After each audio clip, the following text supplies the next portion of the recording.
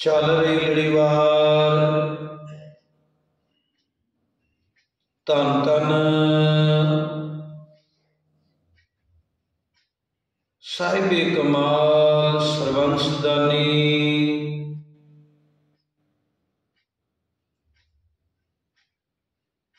श्री गुरु गोबिंद सिंह जी महाराज जी के जन्म साखी विचों लड़ीवार च आपां सरवण कीता सी कि फतेह राजा फतेह शाह अपने लड़की दे आनंद कारज राजा भीमचंद दे लड़के नाल होया।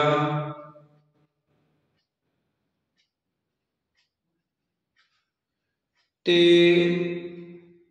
राजा भीमचंद श्री गुरु गोबिंद सिंह जी तो ईरखा करते सन, क्योंकि मन की कुटिलता सी। क्योंकि 10वें पातशाह ने उन्होंने चंदन की चौकी प्रसादी हाथी नहीं दिते सन। उसकी विरोधता करता होया ये गल राजा फतेह शाह जेड़ी लड़की तक पहुंच गई। फतेह शाह कहन लग्या कि राजा भीमचंद कहन लग्या कि राजे फतेह शाह नूं कि जे तू साहिबे कमाल श्री गुरु गोबिंद सिंह जी महाराज जी नाल वरतेगा, मेल मिलाप रखेगा, तां आपदी बच्ची का डोला असी नहीं लेके जावांगे। हुण फतेह शाह बेचारा करेगी, क्योंकि वो तो गुरु ही उन्होंने मनी बैठे सी सन 10वें पातशाह नूं।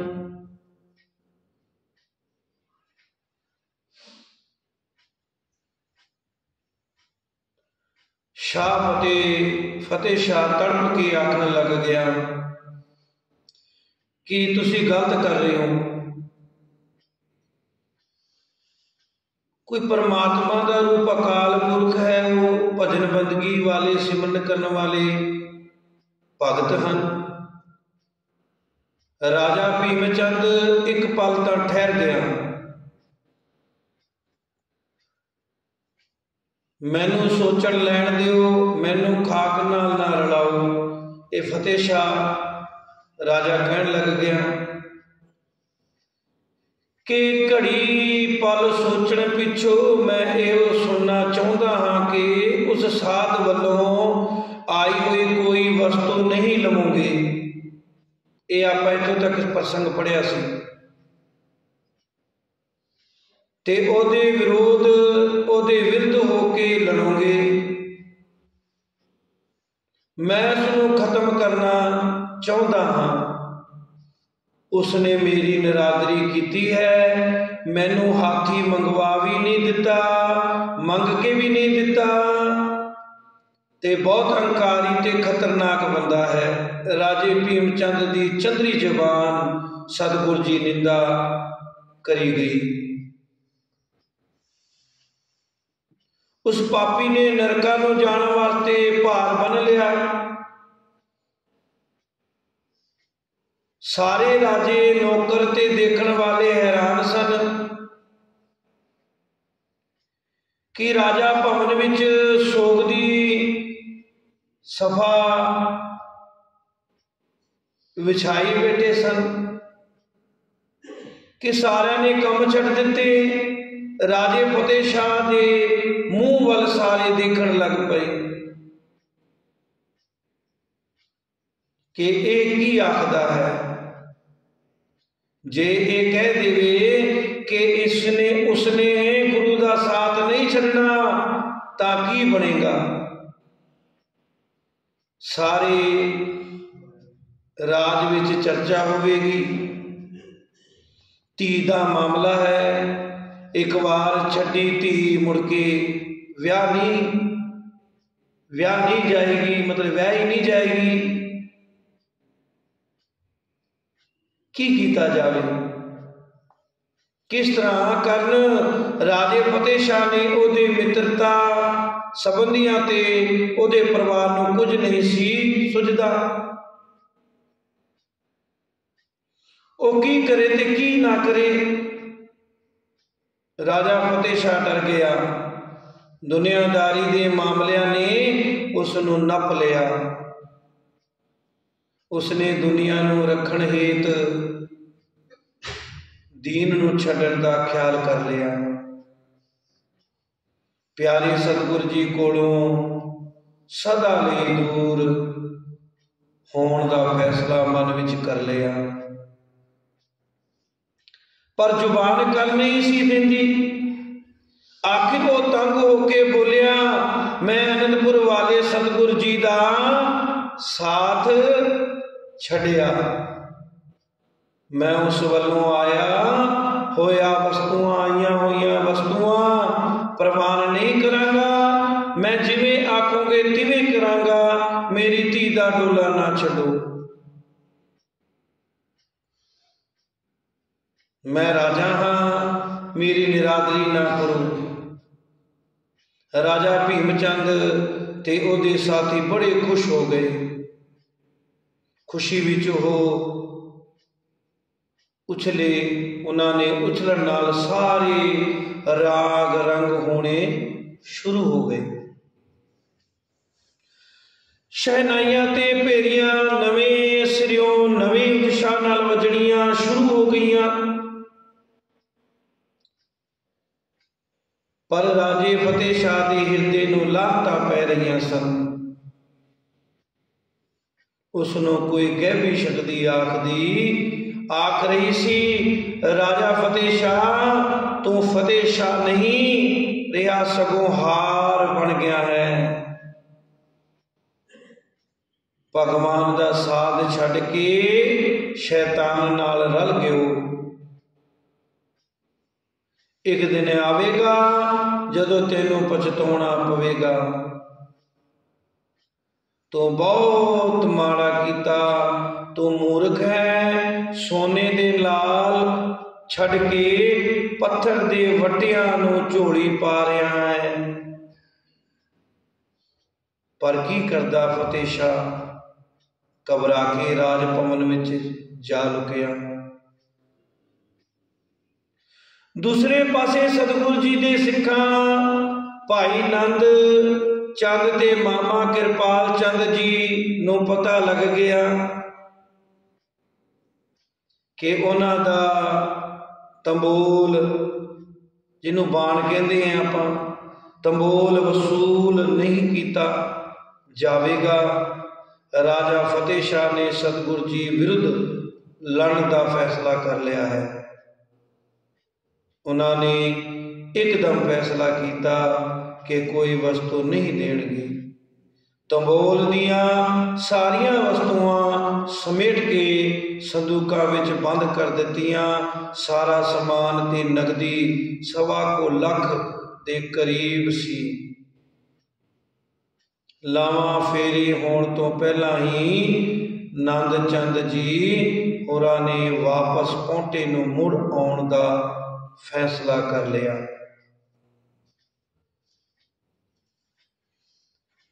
खच्चरां उत्ते भार लद के वापस तुरे।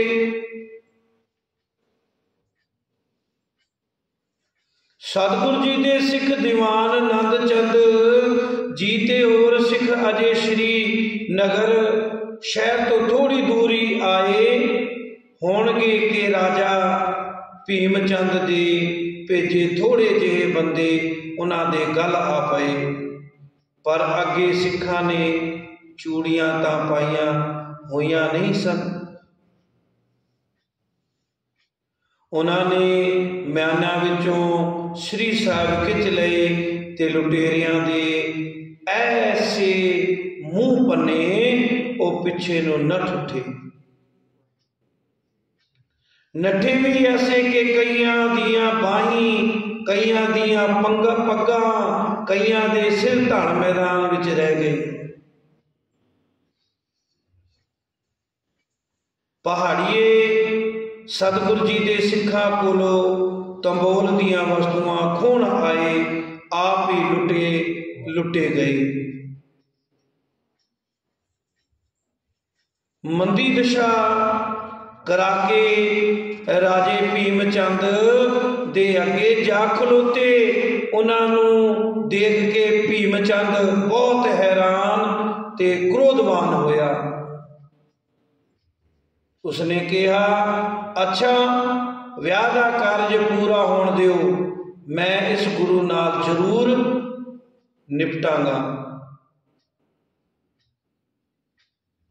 हुण भंगाणी दा युद्ध, पहला युद्ध शुरू होया।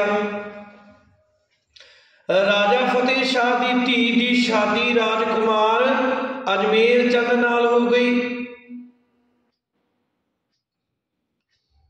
राजा भीम चंद ते राजा फतेह शाह दोवें कुड़म बन गए। कुड़माचारी का मतलब यह होया कि कहलूर ते श्रीनगर रियासतां दी शक्ति हो गई, एक हो गई। दोवें एक दूसरे की सहायता करने वास्ते पक्के भाई बन गए।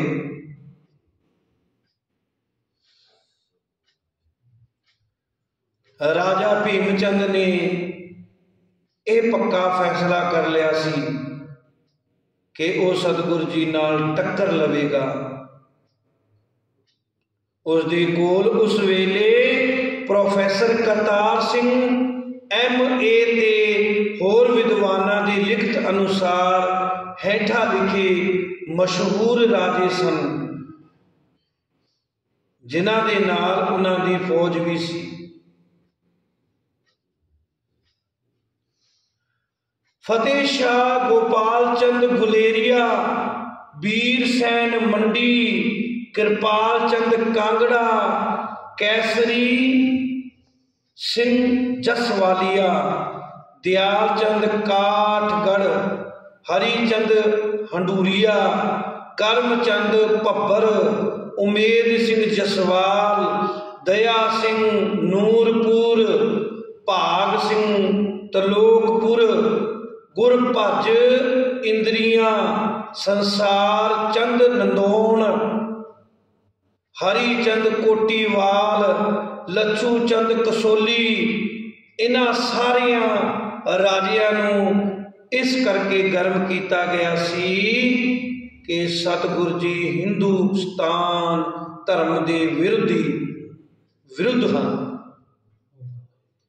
ते पहाड़ी रियासतां उत्ते कब्जा करना चाहते हैं। ये मूर्ख लोग सतगुरु जी के मिशन नूं समझ ना सके। जे समझ जाते तो दुश्मन बनने की थां मित्र बन जाते। अज जरूरी सी कि सारे हिंदुस्तान का नक्शा ही बदल जाता ते जो इतिहास असी पढ़ते हाँ वो कुछ होर ही हुंदा है। सतगुरु जी की आत्मिक शक्ति ब्रह्म विद्या ते जीवन दे उच्चे निशाने नाल जे किते हिंदू राजियां दी शक्ति मिल जाती तां भारत विच अंग्रेजी राज कायम ही ना हुंदा अते हिंदुस्तान ऐसियां दी महान शक्ति बनिया होया हुंदा। पर पत्थरां दी पूजा करके पहाड़िए राजियां दे दिल पत्थर हो चुके सन।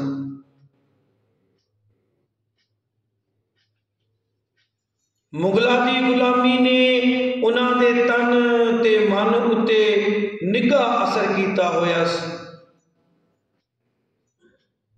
वो चुपचाप दिन कटण नूं ही जीवन मनोरथ समझते सन। मुगलों तो बिना उन्हां दे मन उत्ते ब्राह्मण दा राज सी, जिसने धार्मिक ते समाजिक बनना ਵਿੱਚ ਬੰਨ੍ਹ ਛੱਡਿਆ ਸੀ। ਵਿਆਹ ਹੋਣ ਜਾਣ ਦੇ ਪਿੱਛੋਂ ਡੋਲੀ ਤੇ ਲਾੜੇ ਨੂੰ ਰਾਜਾ ਭੀਮ ਚੰਦ ਨੇ ਉੱਪਰਲੇ ਲੰਮੇ ਰਸਤੇ ਘਰ ਨੂੰ ਤੋਰ ਦਿੱਤਾ ਤੇ ਆਪ ਉਸਨੇ ਪੌਂਟੇ ਸਾਹਿਬ ਨੂੰ ਫਤਿਹ ਕਰਨ ਦਾ ਫੈਸਲਾ ਕਰ ਲਿਆ।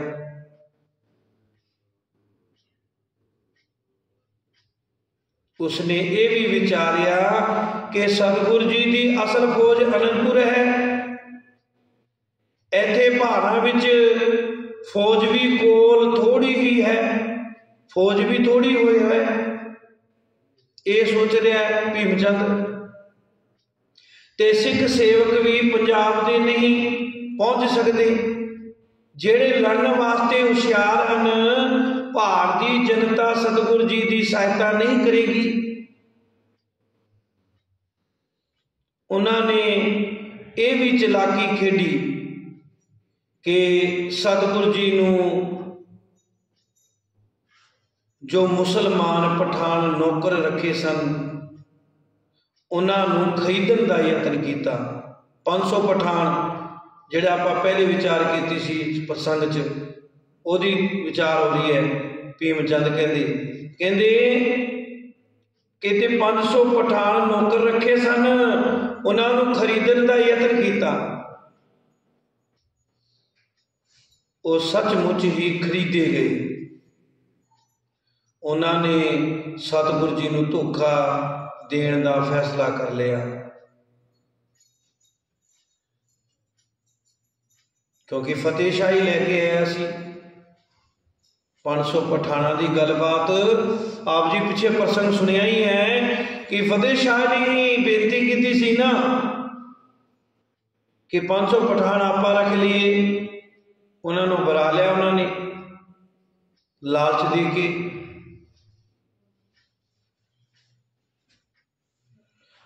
ਦੂਸਰੇ ਪਾਸੇ ਸਤਿਗੁਰੂ ਜੀ ਨੂੰ ਵੀ ਖਬਰਾਂ ਮਿਲ ਗਈਆਂ ਕਿ ਪਹਾੜੀ ਰਾਜਿਆਂ ਦੀ ਨੀਤ ਖੋਟੀ ਹੋ ਗਈ ਹੈ, ਉਹ ਲੜਾਈ ਲੜਨ ਦੀ ਤਿਆਰੀ ਕਰ ਰਹੇ ਹਨ ਤੇ ਥੋੜੇ ਦਿਨਾਂ ਨੂੰ ਪੌਂਟੇ ਉੱਤੇ ਚੜ੍ਹਾਈ ਕਰਨ ਕਰਕੇ ਆ ਜਾਣਗੇ। ਪਹਾੜਾਂ ਦੇ ਵਿੱਚ ਸੈਨਾ ਇਕੱਤਰ ਹੋ ਰਹੀ ਹੈ।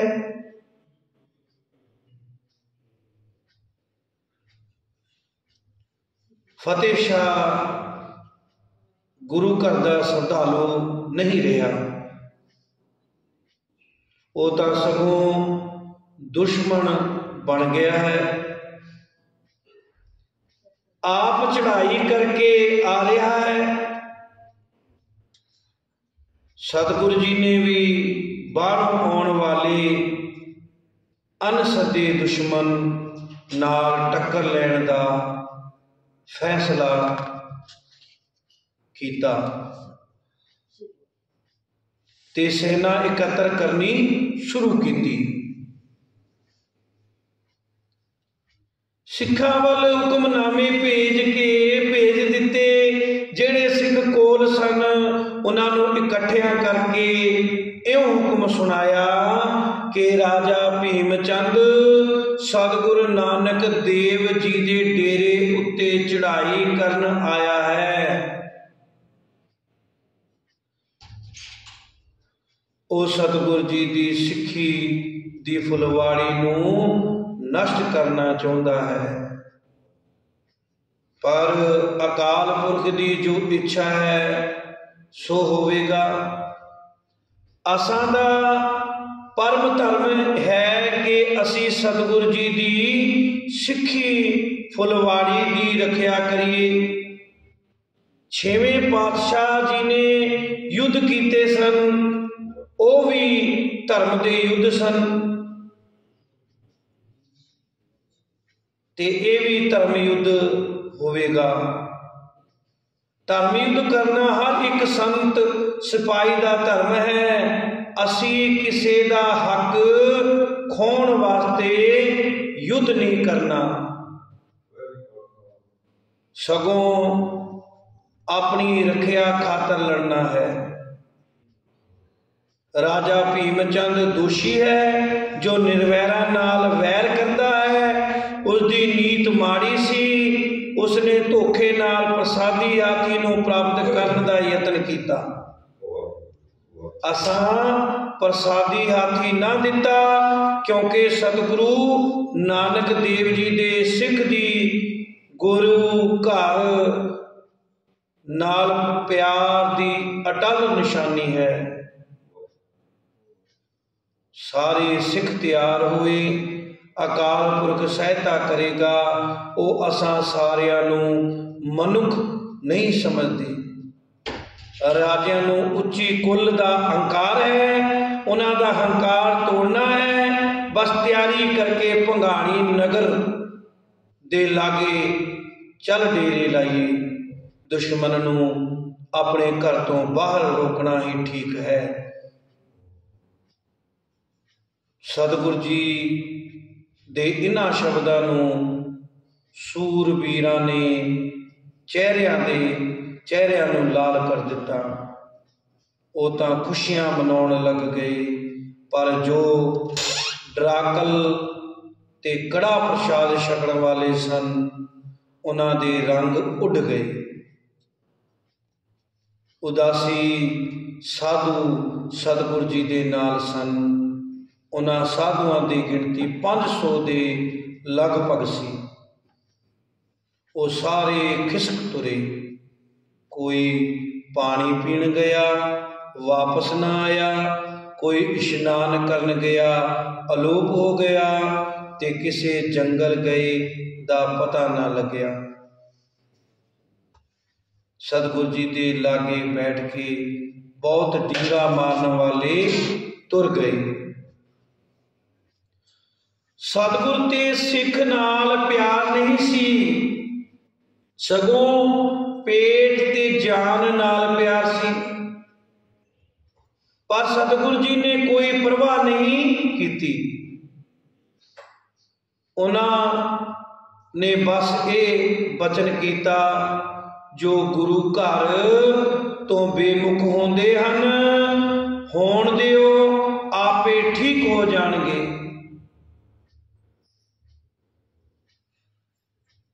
अकाल पुरख सुमत बख्शेगा। सैयद बुद्धू शाह ने जो पठान रखाए सन वो भी राजिया नाल रल गए। वो पैसे लेके विक गए। उन्होंने छुट्टियां लेनियां आरंभ कीतियां अते कई चोरी नट के दुश्मनां नाल जा मिले। माड़े आदमी सदा माड़े रहते सन। सतगुरु जी ने उन्होंने भी कोई परवाह ना की, सगों शाह नूं सेनापति बना के कहा, भाई संगो जिन्ने सिद्दकी सिख हन उन्ने ही भंगाणी दे मैदान विच लै चलो, अकाल पुरख भली करेगा। जमुना किनारे ही अज असां नाल भीमचंद ते फतेह शाह टक्कर लैण लगा है। कोई चिंता नहीं, रणजीत नगारे उत्ते चोटां लग गईयां। रणजीत नगारे दे वजण नाल पर्वत गुंज उठे, धरती कंब उठी, लोकां दे दिल दहल गए। देवतियां ने खुशी की ते दैंतां दे घरी पिटने पै गए। पौंटे तो सतगुरु जी दे सिख चढ़े। सतगुरु जी दे मुखी सिख नाल लाल चंद, कृपाल चंद, सगो शाह, जीतमल, दयाराम आदि युद्ध करन दे पूरे शस्त्र धारण करके गए। उन्हां दे सामने होके दुश्मन नूं लड़ना कठिन सी। जदों पठान खिसक गए तो सतगुरु जी ने बुद्धू शाह वाल खत लिखिया, शैयद जी जो पठान तुसा रखाए सन ओ निमक हराम निकले। आमन वेले तनखा लेंदे रहे ते जदों लड़ाई का समा आया तदों पिठ दिखा गए। ओ राजिया नाल जा मिले हन, जाए नरेशन साथ मिले है। अस नौकर रखवाए भले है, भय मूंड मत निमक हरामी, नहीं काम आए निज स्वामी। ये अज दी विचार। ये भंगाणी का पहला युद्ध आरंभ होया। धन धन श्री गुरु गोबिंद सिंह जी महाराज जी सरबंस दानी। इन्हां दी आयु 18 साल की सी जदों पहला युद्ध होया भंगाणी का। सो बाकी दी विचार आपां कल करांगे। सो बहुत बहुत धन्यवाद आप जी संगतां दा।